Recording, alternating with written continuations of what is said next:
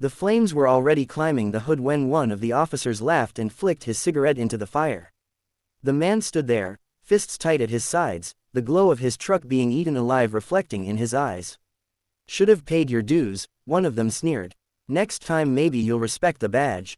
He didn't move, he didn't shout, he just let them run their mouths while the neighbors pulled out their phones, recording every second. When the last crack of glass broke under the heat, the man finally spoke, calm, steady, almost too quiet. "You boys done?" The officers smirked, thinking they'd broken him. One even shoved his shoulder and said, "What are you gonna do? Cry to the sheriff?" The man reached into his back pocket, pulled out his wallet, and held it up under the fire's glow.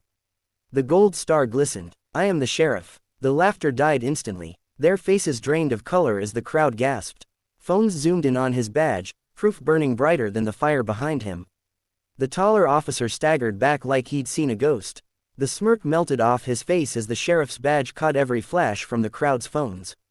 One neighbor even whispered, loud enough for the recording to catch, "Oh my God, they just burned the sheriff's car." The man didn't blink. He let the silence stretch until the two officers began shifting nervously, sweat rolling despite the night air. One tried to laugh it off, muttering, This doesn't change anything. You parked illegally, that's why." But the sheriff cut him short. "Illegally?" His voice rose for the first time, sharp as a whip. "That's my driveway. That's my property." He stepped forward, slow and heavy, his boots crunching the gravel as the flames hissed behind him.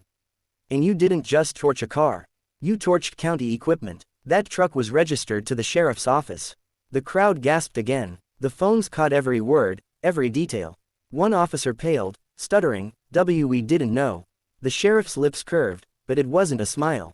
It was the kind of look a man gives when he already knows how the story ends. "No," he said quietly. "You didn't. And now the whole town does."